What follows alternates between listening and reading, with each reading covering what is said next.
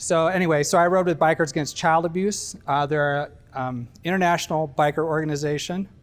They are not a one percenter club, but we ride alongside of them. I'm no longer involved. I was there about 5.5 years with them.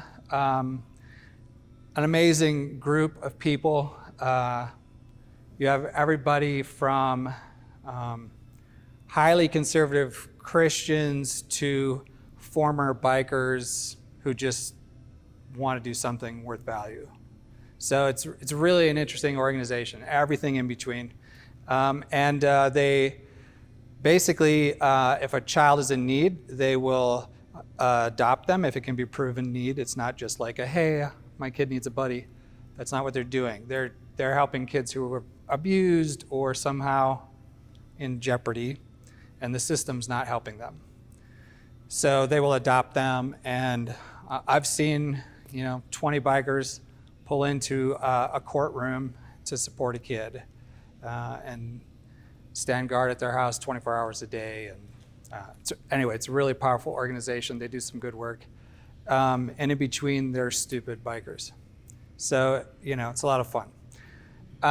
So I did that for a long time, and in that process, I saw a lot of things that disturbed me. Unlike a lot of people who teach self-defense and self-protection, there we go. I actually am a statistic. I was sexually abused by a neighbor for about a year and a half, something like that. I have actually also been raped, which is also hard for a lot of people to understand, but it's possible. And so I've dealt with some stuff. And my sister also was abused. Another family member was abused. So I know this happens way more frequently than culture wants us to believe. That being said, if anything we do today makes you highly uncomfortable, even slightly uncomfortable, I don't know your history. You have to step up. Okay, that may be the first thing you do to say, I can't do this right now. And that's okay. All right, so anything, whatever it is, at any point, if you need to just take a break, take a break. You don't have to get my approval, you just gotta do it. If I see somebody standing around, I'll grab them and try to get them involved again. Okay, does that make sense? By the same token, my goal here is to push you because the only way that you grow is through struggle. So sometimes we have to suck up the bitter and just kind of start the restorative process. So I go by these 4 kinds of breakdown of, you may not be able to read that one, but I tried to sort of color code them. Prevention, preparation, survival, and restoration. Those are my 4 things that are like the cornerstones of what I teach. Mostly what you're familiar with in self-defense is going to come from preparation survival mode. But I'm really big on prevention. I believe in the notion that an ounce of prevention is better than a pound of cure. So that's where we're going. The first bits that I want you to understand are boundaries. One of the things that we practice doing all the time is setting boundaries. But what we don't do very well is understanding what those parameters are. And so we know for a fact that if a stranger gropes us on a bus, that is not right. I'm not really sure how to adjust my language here, so if I swear, it's because I swear. If that offends you, I will do better. But this is what I do. So I'm gonna work with it. I realize there's young kids here, so I'm gonna try my best. Okay. So when you're working with boundaries, the thing that I think most people do is they go, oh, I have boundaries. And then they intuitively have some, and they're based on things that have happened to them that they've decided they don't want to happen anymore.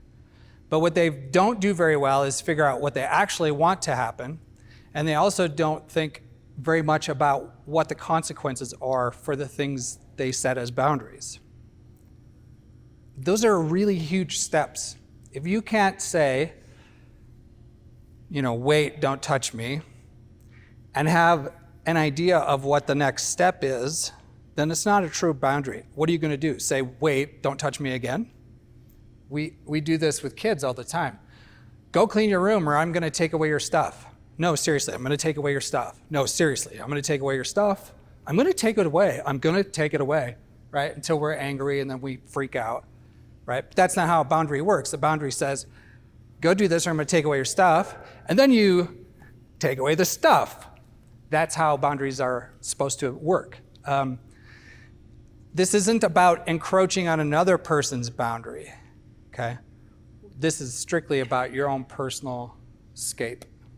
So what that means, if, for example, I don't want somebody to talk to me a certain way, I have to define what that means.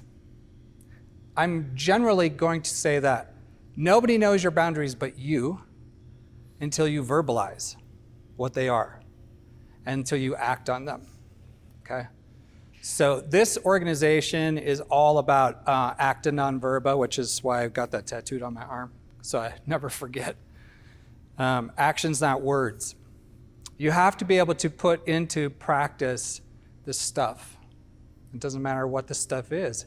If you want to be a photographer, you have to put that into practice. Nobody's going to do that for you. You got to do it. If you want to have boundaries, you have to start setting them. You have to understand what they mean, and then you have to enforce them, right? So really, really important component to that is how to do that in a context. This is a lot of talking. I promise you it will get better. But it's important stuff. When you talk about boundaries and you say, well, I have boundaries, I don't want anybody to talk to me like that. And you go home and every once in a while your husband talks to you like that, or your wife talks to you like that, or your kids talk to you like that, right? It's a different context and you're okay with it because it's a different context, right? So context is king, always. There are times when it's okay to be touched a certain way, and there are times when it's not. The workplace is not that place. Fair? The club is probably not that place. If you're at the club, what's the first thing that's going to happen to your boundaries? If you're drinking and using drugs, what are the first things that's going to happen to your boundaries? They're going to be breached. It's not a matter of if, it's really when. Because nobody around you is going to be as tuned into your boundaries as you are. So again, you have to be able to verbalize.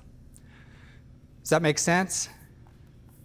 I know it's a lot of repetitive yapping, but I promise the dad jokes will come.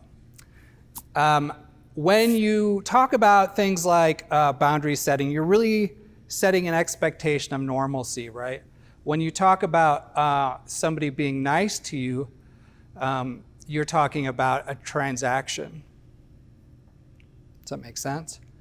I'm going to be nice to you guys. You guys are here. You're here to learn, so I'm going to be nice to you. Doesn't mean I'm a nice guy, right? Those are hugely different. How many times have you heard about somebody who is a serial rapist? It doesn't even have to be a serial rapist.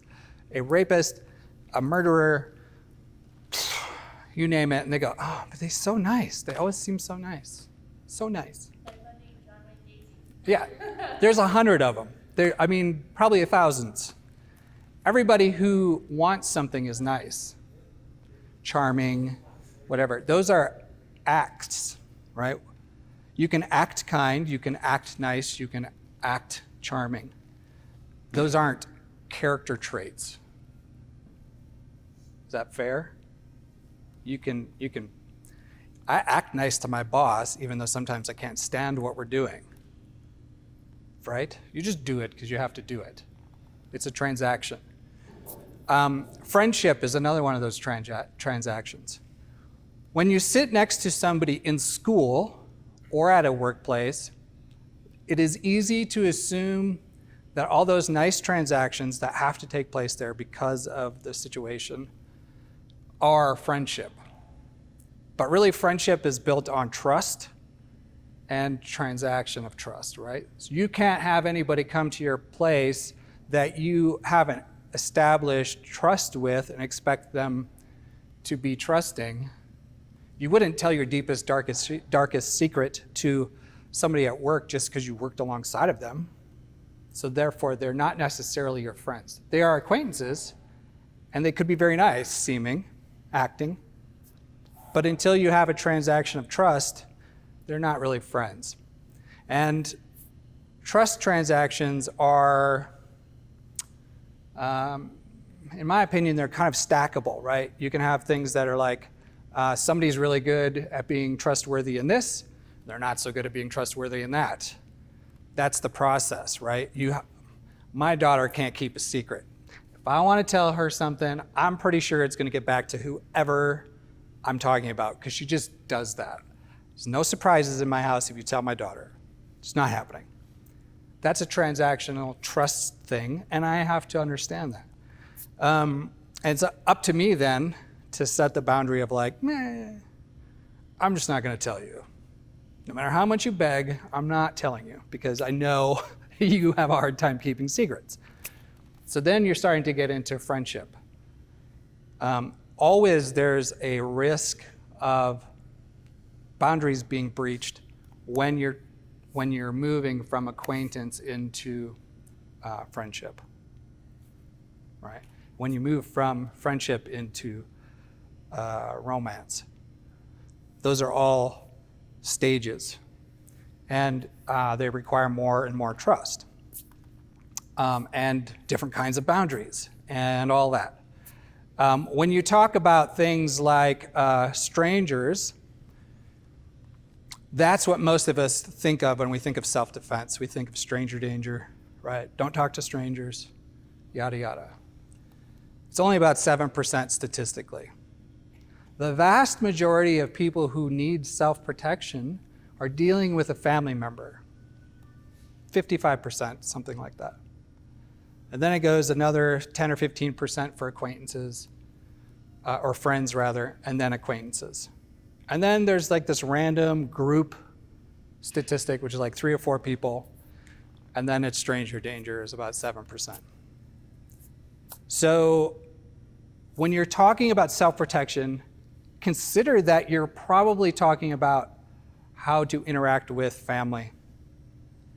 I mean, honestly, it's sad, but it's true. They're the ones who have the most access to us. They're the ones who get us in points of isolation. They're usually the ones that we have to trust on some level. So there's just all kinds of places for that to go wrong. And the same when you talk about friends, and the same again when you talk about acquaintances. Acquaintances are like the tech guy coming to fix your dishwasher, or whatever. The guy you always talk to at the service station. Those kinds of things. There's not really a relationship there, but you see them regularly enough. Those are the kinds of things where that's not a stranger either. So it's important when you have kids to set boundaries, and we talk about it again, like stranger danger is so common, right? Don't talk to strangers. Did you all hear that? I heard that growing up. Don't talk to strangers. And then what happens when you go to the grocery store and they give you a sucker? Well, you just broke 2 of the other rules, which is like, don't talk to strangers, don't take candy, don't take gifts, whatever. You know, and then your mom's like, well, say thank you. Okay, thank you. And then you walk around all day long and all these strangers are around you and nothing happens. I mean, how bad is a stranger? That puppy is super cute. Super cute. I'm totally gonna pet that puppy. Because the reward is better than the fear, which doesn't exist because you're around strangers all the time, right? And nobody's really setting clear boundaries. So as parents, when you set a boundary like don't talk to strangers, don't take gifts from strangers, don't take candy, don't whatever the 25 variations of that are, figure out how to set your child up for success by giving them the tools to know how to respond to it. What does that look like? If you're at the grocery store with your kid and you get the sucker, or the bank, right? It's another good one. And you get the thing from the lady at the counter and she's like, oh, you're so cute, blah, blah, blah, right? I'll take it. Thank you, whatever, right? And you give it to your child. Or no thanks, we're good. We don't need the candy. I promise you, your kid doesn't need the sucker. It's fine. So that's how you enforce boundaries, right? Very simple. No, I insist. Well, what do you do then? No, I actually insist. Or you intercede in some other way. Because if you don't, here's a very common predatory tactic. A predatory tactic is, oh, come on, let me just carry this stuff to your car for you. It doesn't mean they're always going to be murderers, but they're still expecting a transaction to take place. It's still a predatory behavior. Especially if you say no, oh, come on, don't be a bitch, right? I'm just trying to be nice. You know for a fact they're predatory. They want something, and they're trying to force you to accommodate them. That's just a boundary that's been breached, and now if you keep having conversation about it, they'll keep having conversation about it, right? Because conversation is not a boundary. It means you don't have a boundary. And if you go, oh, yeah, I'm sorry, but it's just making me uncomfortable, him and hawing, right? That's another one of those things that is assigned to a predator that you don't really have a strong boundary. If you say, stop, I'm uninterested, and then they come again, like, no, stop, no, stop, no, stop, stop, stop. Why would they? You have not taken any, you haven't changed any course of action. You haven't done anything to deter them. That's just what it is. So that's really critical when you talk about a stalker. Stalkers call you on the phone. I can't remember the statistics, but it's ridiculous how many women are stalked, actually, and men, annually in the US. Stalking often occurs in a person shows up, follows you around, calls you over and over, and as long as you keep engaging them, you're feeding it. Because that's all they want is the interaction. As long as there's interaction, there's hope.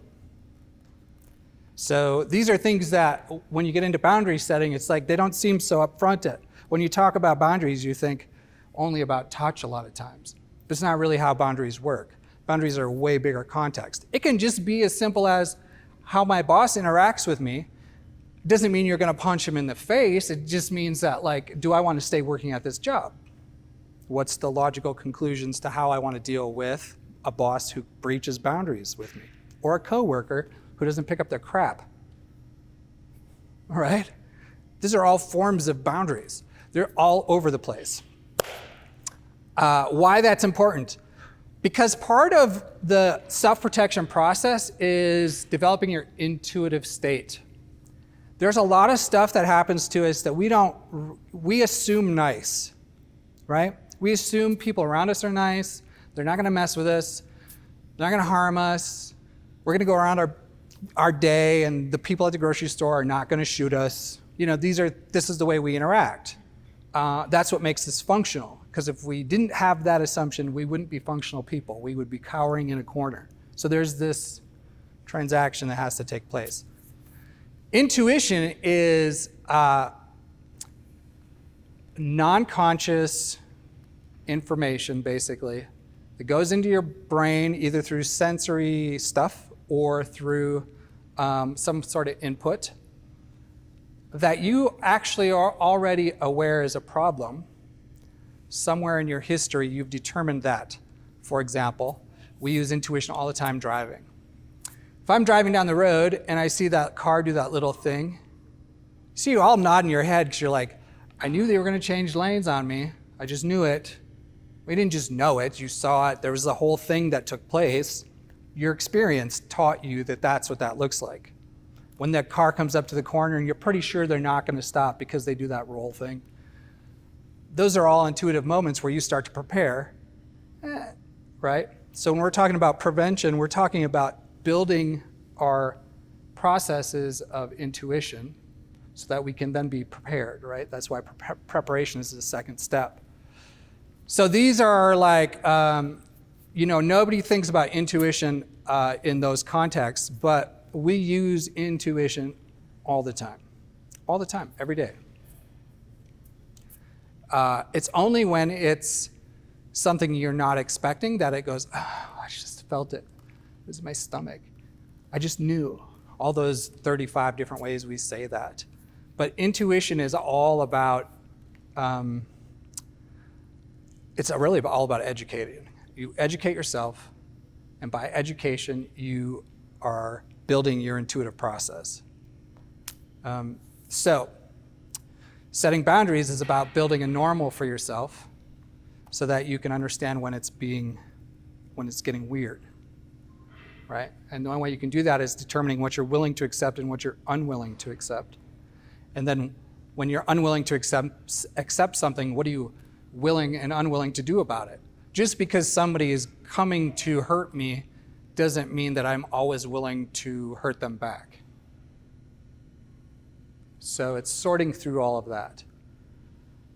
I would never raise a hand to one of my daughters like that.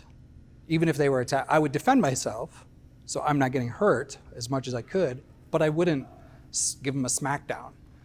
I just wouldn't do that, right? So this again is one of those like, I'm willing but unwilling to do other things in order to protect myself. So those are the kinds of processes you need to go through. It's a huge thing, but you don't have to do it all at once. You just have to kind of keep it in your mindset and just build it. When you do that enough, it just becomes the way you operate. It becomes easier because it becomes so much clearer about life. And most of these things overlap, so you're really only talking about fringe stuff that's different. How your boss treats you is not so different than how you want most people to treat you. So it's, the context is only like, what are you willing and unwilling to do about it? You're willing to put up with more crap from your boss because he's your boss and you need the job, right? So there's this transaction taking place. If it was just Joe on the street, get the hell away from me, right? Like, I'm done with that.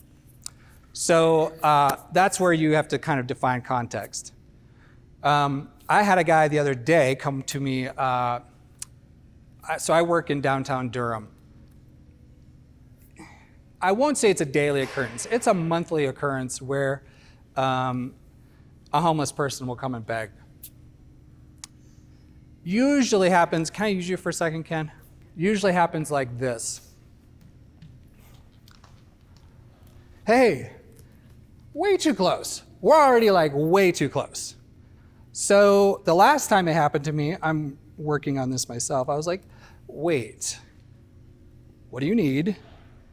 And he's like, what are you afraid of? Blah, blah, blah. Obviously predatory, right? It's like, well, I don't know you is what I told. I was like, I don't know you. Why are you getting close to me like that? Yeah, please stop. Right? And I just set up. Once he knew that I wasn't going to move again, he stopped. If I keep doing this on my heels, he knows intuitively I'm still backing up. Until I go like this, stop. Then he's like, okay, that's like a thing. And he stood out there and cursed me and called me a racist and whatever. It is what it is. I had a lady approach me not a week later at the gas pump. I was just getting out of my car, like turned, popped the thing, and she's like right there. I'm like, you need to back up. You're way too close to me. She's like, oh, I just need some money for my car. Blah, blah, blah, died, yada, yada, yada. So she goes on to this huge spiel. Well, I know she's full of crap because she's giving me all these details I never asked for. She's trying to convince me about something that she doesn't believe herself, so she's... I was like, get back in your car, I'll give you $5 worth of gas. I'm not giving you any money. A, you don't have any teeth, so I know that's really the issue.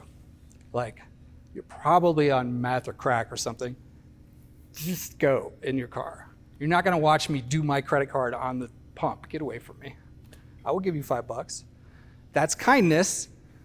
I did it because I wanted to, not because she had told me her sob story, right? Like, this is how you can boundary set and maintain it. You don't, and the thing is, you don't have to be mean to have a boundary. You don't have to apologize for having it. It's yours. I mean, who would not respect your boundary knowing it's your boundary? If somebody cared about you, would they not respect your boundary? I mean, you would hope they would care about it, right? So what's the other option? They don't care about you. If they're pissed off that you have a boundary, well, that's their problem, not yours. And again, you don't have to be mean, you just have to be direct. And I need you to stop. So we're gonna start there. I'm gonna have you guys stand up. There's a billion things we could get into.